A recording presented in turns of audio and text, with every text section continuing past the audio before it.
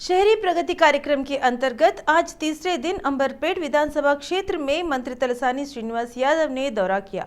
मंत्री के साथ स्थानीय विधायक कालर वेंकटेश पार्षद, दूसरी लावण्य आदि उपस्थित थे। गोलनगर डिवीजन परिधि में दौरे पर निकले मंत्री श्रीनिवास यादव ने इस बस्ती से लगे हुए मूसी नदी के तट पर नाले से जोड़ने वाले कार्यों का जायजा लिया।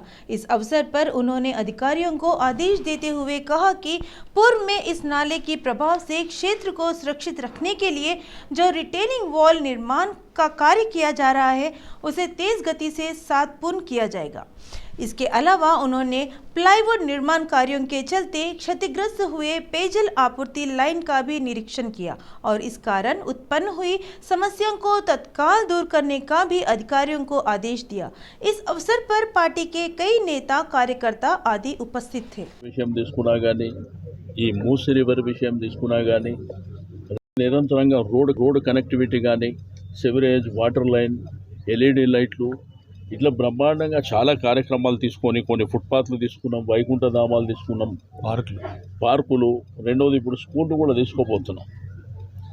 కానీ దీర్ఘకాలికమైనటువంటి సమస్యలకు పరిష్కారం చూపించాలనే ఉద్దేశంతో గౌరవ ముఖ్యమంత్రి గారు పట్టణ ప్రగతి పల్లె ప్రగతి అనే కార్యక్రమానికి మరి శ్రీకారం చుట్టడం జరిగింది. దాని నుంచి గ్రామీణ ప్రాంతంలో కానీ పట్టణాలలో కానీ హైదరాబాద్లో కానీ మంచి రిజల్ట్స్ వస్తున్నాయి. మీరు చూస్తూ నిరంతరంగా ప్రజాప్రతినిధులు కానీ అధికారులు ప్రజల భాగస్వామ్యంతోనే చాలా ప్రాంతాలలో విజిట్ చేసినప్పుడు మరి हैदराबाद नगर के बालानगर डिवीजन में स्थित इंदिरा गांधी बस्ती का कुकटपल्ली क्षेत्र के विधायक माधवरम कृष्णा राव ने दौरा किया। लगभग 50 वर्षों से वहां रह रहे गरीब लोगों की समस्या को दूर करने के लिए लोगों ने विधायक को बोनाल तथा मंगल आरतियों के साथ स्वागत किया। विधायक माधवरम कृष्णा राव के आगमन पर लोगों ने छोटे बड़े की परवाह किए बिना मंगलवार देवों के साथ उनका स्वागत किया।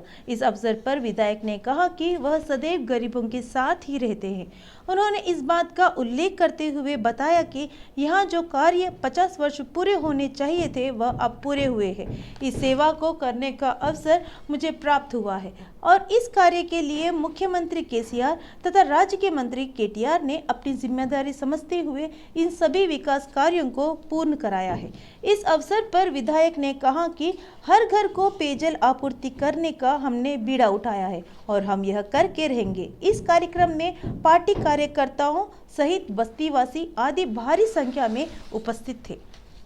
ఐడిపిఎల్ సంబంధించినటువంటి ల్యాండ్ ఏదైతే 12 ఎకరాల ల్యాండ్ మీరు నివసిస్తా ఉన్నారో అది ఐడిపిఎల్ కి సంబంధించిన ల్యాండ్ కాదు అని చెప్పి డిక్లేర్ చేశారు. మరి ఆల్రెడీ ఇప్పుడు నోటీస్ ఇచ్చాం, ఐడిపిఎల్ సంబంధించినటువంటి నోటీస్ ఇచ్చాం. ఏమని, ఈ ల్యాండ్ మీది కాదు, కావాలంటే సర్వే చేస్తామని. సర్వే రిపోర్ట్ తీసుకోరు, మరి రారు. నేనేమంటున్నా సరే, మీ ఐడిపిఎల్ సంబంధించిన ల్యాండ్ అన్నప్పుడు సెంట్రల్ గవర్నమెంట్ ల్యాండే కదా, నిరుపేదలకు ఇస్తే తప్పేంటి? గవర్నమెంట్ కదా, అది కూడా ఐడిపిఎల్ సంబంధించిన గవర్నమెంట్ సెంట్రల్ గవర్నమెంట్ కదా. మరి సెంట్రల్ గవర్నమెంట్ స్టేట్ గవర్నమెంట్ అలానే ఉంటాయా?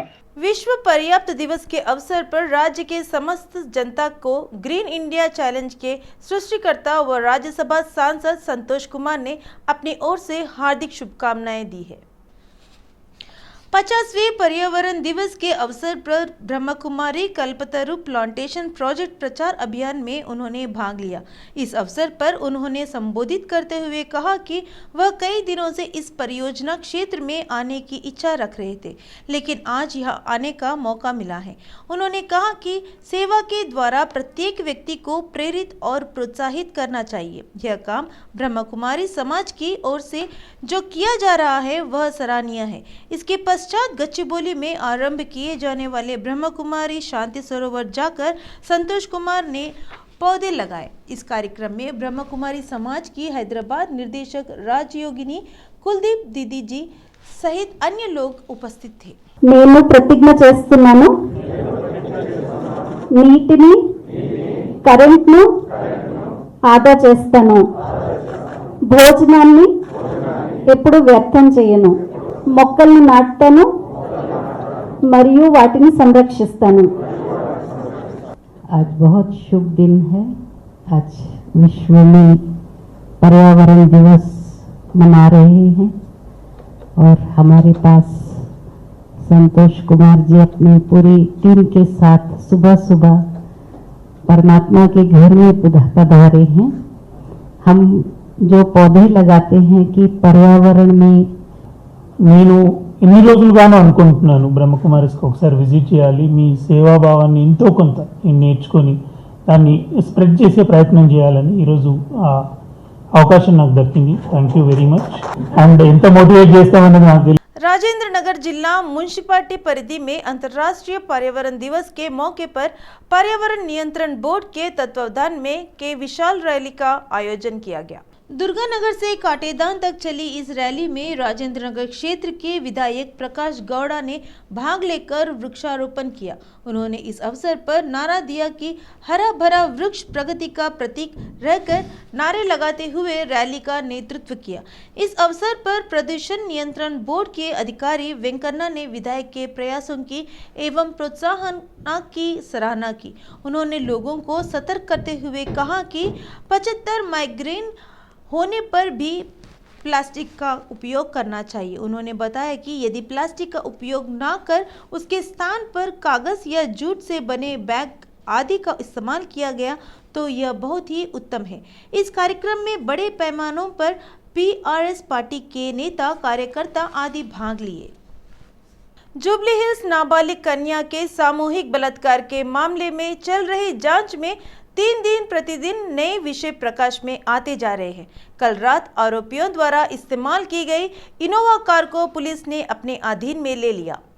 दुष्कर्म करने के बाद सभी आरोपी मोइनाबाद चले गए। वहां पर उन्होंने एक राजनीतिक नेता के फार्म हाउस में शरण प्राप्त की।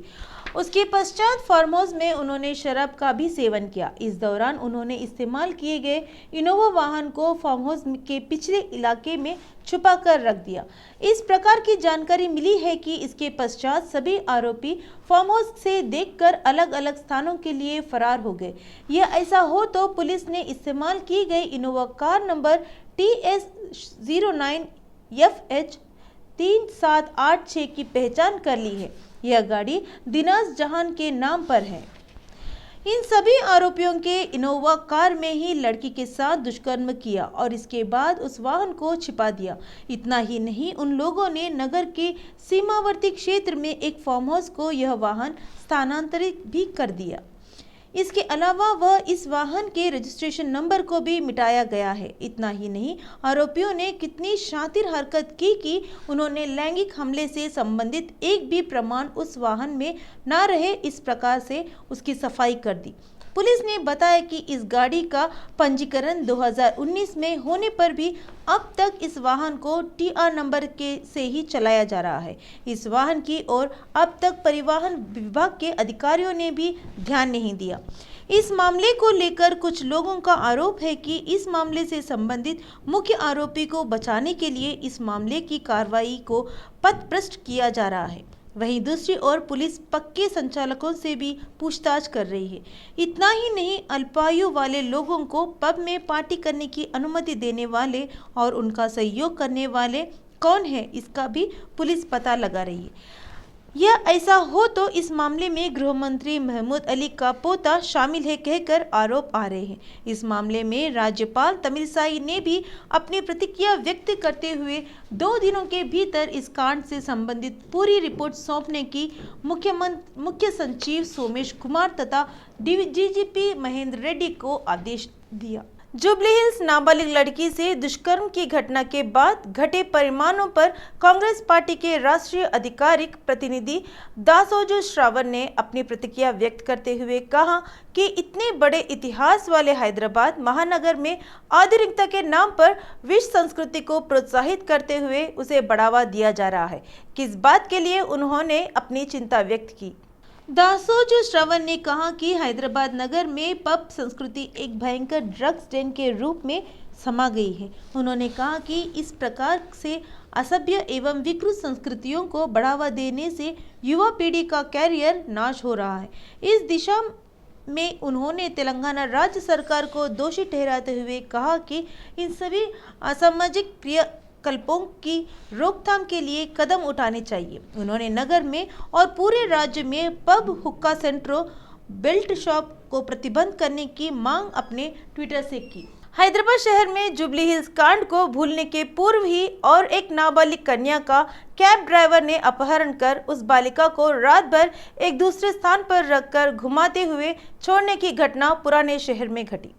यह पुराने शहर के मोहनपुरा पुलिस थाना परिधि में बालिका 4 दिन पूर्व अपने घर से लापता हो गई। उस बालिका के लिए परिजनों ने खूब तलाशी की और उसका पता न चलने से उसी दिन रात मुगलपुरा थाने में शिकायत दर्ज कराई। मिसिंग केस दर्ज किए पुलिस ने जांच पड़ताल आरंभ की। यह ऐसा हो तो अगले ही दिन वह बालिका वापस घर लौट आई। उस बालिका से पूछताछ करने पर उसने बताया कि लुकमान नामक कैब ड्राइवर ने उसे रंगारेड्डी जिले के किसी गांव ले गया, यह कहकर, जिससे मिसिंग मामला अपहरण मामले में परिवर्तित हो गया, जिससे पुलिस ने तत्काल लुकमान को हिरासत में ले लिया। पुलिस द्वारा की गई पूछताछ में लुकमान बताया कि वह लड़की को रंगारेड्डी जिले के कुंदुर्ग ग्राम ले गया। वहां उसने अपने एक परिचित व्यक्ति से शरण पाकर उस लड़की को वहां रखा था। लुकमान ने यह बात पुलिस से बताई, जिसे पुलिस ने उसे शरण देने वाले लोगों को भी हिरासत में लेकर उनसे भी पूछताछ करना आरंभ कर दिया। एलबी नगर विधानसभा क्षेत्र में भारतीय जनता पार्टी रंगारेड्डी अर्बन जिला अध्यक्ष सामा रंगारेड्डी ने बाटा कार्यक्रम का आयोजन किया। गडियानारम डिवीजन विवेकानंद नगर के पास बस्ती बाटा आयोजित कल रात भर उन्होंने भारतीय जनता पार्टी के अन्य नेताओं के साथ मिलकर रात्रि प्रवास किया। बस्ती बाटा कार्यक्रम के अंतर्गत उन्होंने आज प्रातः कॉलोनी वासियों के साथ मिलकर सरनगर तालाब के निचले इलाकों में जो कोदंडा रामनगर, वीवी नगर, सीसल बस्ती आदि क्षेत्रों में पदयात्रा करते हुए जनता की समस्याओं को सुना। इस अवसर पर लोगों ने बताया कि क्षेत्र के विधायक सुधीर रेड्डी यहां की समस्याओं को हवा में छोड़ दिए हैं। उन्होंने बताया कि 103 करोड़ रुपए के खर्च से यहां डूबने के तथा जलमग्न होने वाले क्षेत्रों के विकास के लिए खर्च किए जाएंगे कहकर आज तक किसी प्रकार के कोई काम नहीं किए गए कहकर अपना आक्रोश व्यक्त किए। इस पर सामा रंगारेड्डी ने कहा कि शीघ्र ही वह इस समस्या का हल निकालने का हर संभव प्रयास करेंगे। इस कार्यक्रम में भारतीय जनता पार्टी के कार्यकर्ता आदि భారీ సంఖ్య में उपस्थित थे। చెప్తా ఉన్నారు ఎమ్మెల్యే గారు చెప్తా ఉన్నారు 78% పనులు పూర్తి అయిపోయినాయి, నేను శాశ్వత పరిష్కారం కోసం 103 కోట్లతోనే నేను పనులు చేస్తున్నాను అని చెప్పి గొప్పగా చెప్పుకుంటున్నాడు। 103 కోట్ల కోసం అంటే 2 కోట్ల ఖర్చు పెట్టి 100 కోట్లు నొక్కేద్దామన్నా ఇటు కేటీఆర్ గారు కానీ ఉన్న సుధీర్ గారు కానీ ఆ సమానం చెప్పాలి ముందు చేత 103 కోట్లు ఎక్కడ ఖర్చు పెట్టారు మీరు? 2000 కోట్లతోనే సరనగర్లో ఎస్టీపీ ప్లాంట్ పెడతామన్నారు, పాలాభిషేకం చేసుకున్నారు పీపీ బ్యాచ్తోని, పాల ప్యాకెట్ బ్యాచ్ ఉంటే ఒకటి దాంతో పాలాభిషేకం చేసుకున్నారు, కనీసము ఒక తట్టెడు మట్టే లేదు। 2000 కోట్లతో మీరు బడ్జెట్ పెడతా ఉన్నాము, మేము ఎస్టీ ప్లాంట్ పెట్టేసి మొత్తం శుభ్రం చేసి చేస్తున్నామని చెప్పింది, మరి ఎక్కడ పెట్టారు ఎస్టీ ప్లాంట్? थॉमस विश्व कप 2022 प्रतिस्पर्धा में पहली बार भारत देश को स्वर्ण पदक दिलाने वाले विश्ववर्धन गौड़ा को अंबरपेट में सम्मान कार्यक्रम आयोजित किया गया। हाल ही में बैंकॉक में संपन्न हुए विश्व कप प्रतिस्पर्धा में स्वर्ण पदक हासिल किए विष्णुवर्धन गौड़ को स्थानीय विधायक काले वेंकटेश, पूर्व सांसद वी हनुमंतराव ने म्युनिसिपल स्टेडियम में भव्य रूप से सम्मान किया। इस अवसर पर उन्होंने कहा कि खेलों में अपनी प्रतिभा का प्रदर्शन करने वाले विष्णुवर्धन गौड़ा भारत के लिए खेल का स्वर्ण पदक हासिल किया है।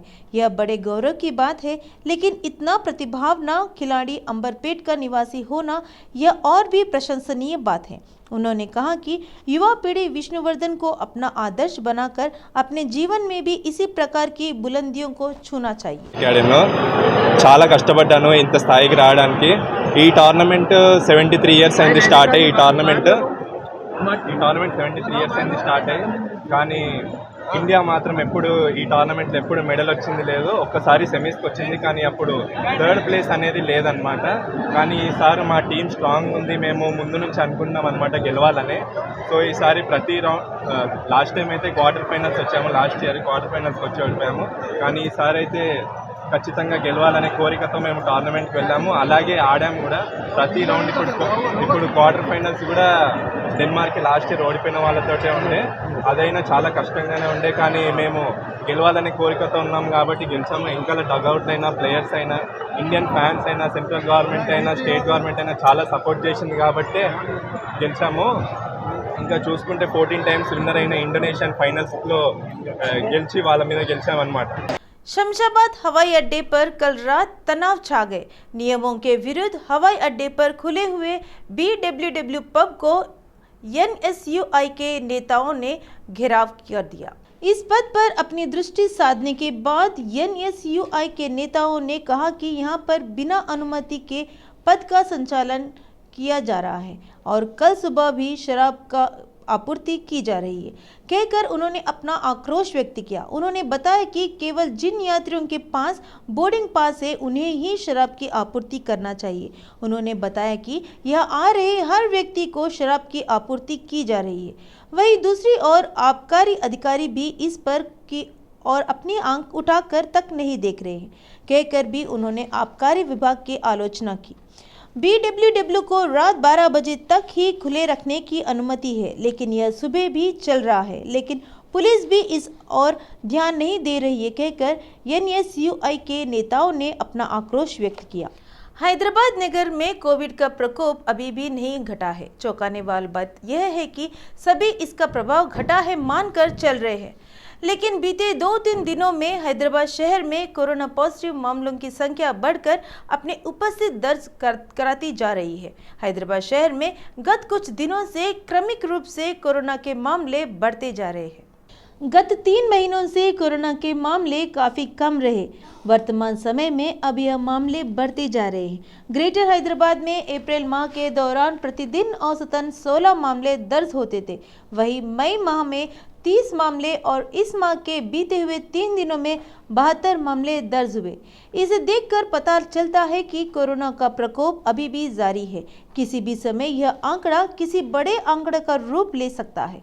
ग्रेटर हैदराबाद में अधिकांश लोग कोरोना के दोनों टीकों की खुराक ले चुके हैं। इससे लोगों ने अपनी संतुष्टि करते हुए कोरोना के प्रकोप को हवा में छोड़ दिया है। आए दिन देखा जा रहा है कि विवाह आदि शुभ कार्यों में अधिकांश लोग भाग ले रहे हैं। बीते 3 दिनों में हैदराबाद नगर में 126 मामले दर्ज हुए हैं। 1 जून को 61, 2 जून को 40 तथा 3 जून को 25 लोग इस कोरोना वायरस के शिकार हुए। प्राप्त जानकारी के अनुसार इस वर्ष अप्रैल माह में 471, मई माह में 895 मामले दर्ज हुए हैं। ये सभी केवल अधिकारी आंकड़े हैं। कुछ लोग अपनी जांच कराए बिना स्वयं घर पर ही जांच कर कोविड के शिकार होने पर उपचार करवा रहे हैं, जिसके आंकड़े सरकारी आंकड़ों में जुड़े हुए नहीं हैं। इससे खतरा किसी भी समय विस्फोट रूप में लेने की संभावनाएं नजर आ रही हैं। आज साप्ताहिक अवकाश का दिन है, रविवार है। यादगिरी गुट्टा लक्ष्मी नरसिम्हा स्वामी दर्शन के लिए यहाँ पर भक्तों की भीड़ उमड़ पड़ी है। यहाँ आज स्वयंभू नरसिम्हा स्वामी के दर्शनार्थ हजारों लोग प्रातः से ही पहुँचने लगे, जिससे पूरा मंदिर परिसर सभी क्षेत्र जनता से भरे दिखाई पड़े। यादगिरी गुट्टा पर्वत के नीचे मुंडन करवाने वाले भक्तों की संख्या आज अचानक बढ़ गई। लोग कई घंटों तक अपने बारी की प्रतीक्षा करते नजर आए। यहाँ भक्तों ने सर्वदर्शन के टोकन प्राप्त कर पर्वत पर श्री लक्ष्मी नरसिम्हा स्वामी के दर्शन के लिए जाने का क्रम आज प्रातः से ही आरंभ हो गया था। स्वामी के दर्शन करने के लिए लोगों को लगभग 3 घंटे का समय बिताना पड़ा। वहीं विशेष दर्शन के लिए लगभग 1 घंटे से 1.5 घंटे का समय लग रहा है। यह मंदिर में अधिकारियों ने जानकारी दी, जो भी भक्तों की संख्या बढ़ने से एक और अधिकारियों पर बोझ बढ़ा है, तो वहीं आम भक्तों को भी अपनी बारी का इंतजार करने के लिए कतारों में खड़े होना पड़ा है। बांग्लादेश में एक भीषण आग दुर्घटना घटी। इस हादसे में 25 लोग सजीव दहन हो गए और 450 लोगों को गंभीर रूप से झुलसी अवस्था में उपचार हेतु अस्पताल भेजा गया। बांग्लादेश से मिली जानकारियों के अनुसार चित्तगंगा सीताकुंटा में स्थित एक निजी कंटेनर डिपो में विस्फोट हुआ, जिसमें 25 लोग जिंदा जलकर राख हो गए। जानकारी के अनुसार इस विस्फोट के साथ ही वहां पर भीषण आग की लपटें फैल गई। यह आग उन कंटेनरों में रासायनिक पदार्थ होने से ही फैली है, ऐसा अनुमान लगाया जा रहा है। कि साथ ही बांग्लादेश के सूत्रों ने बताया कि मृतकों की संख्या और बढ़ने की भी संभावनाएं हैं। आग बुझाने के लिए दमकल कर्मी गंभीर रूप से प्रयास कर रहे हैं। शनिवार की रात 9 बजे के आसपास घटी है घटना और देर रात हुआ विस्फोट काफी लोगों को परेशान कर रखा है। रासायनिक पदार्थों में आग लगने से लोग बच निकलने में कामयाब नहीं हो पाए, क्योंकि रासायनिक पदार्थों के संपर्क से आग के लपटे बढ़ते जाने से भागने वाले अपनी जान को बचा नहीं पाए हैं। इतना ही नहीं, जिन लोगों ने भवन की खिड़कियों से कूदने का प्रयास किया लेकिन वह उसमें सफल नहीं हुए, लेकिन इस विस्फोट से उन खिड़कियों के कांच टूटकर नीचे गिर पड़ी। बचाव एवं राहत के कार्य अभी भी जारी है।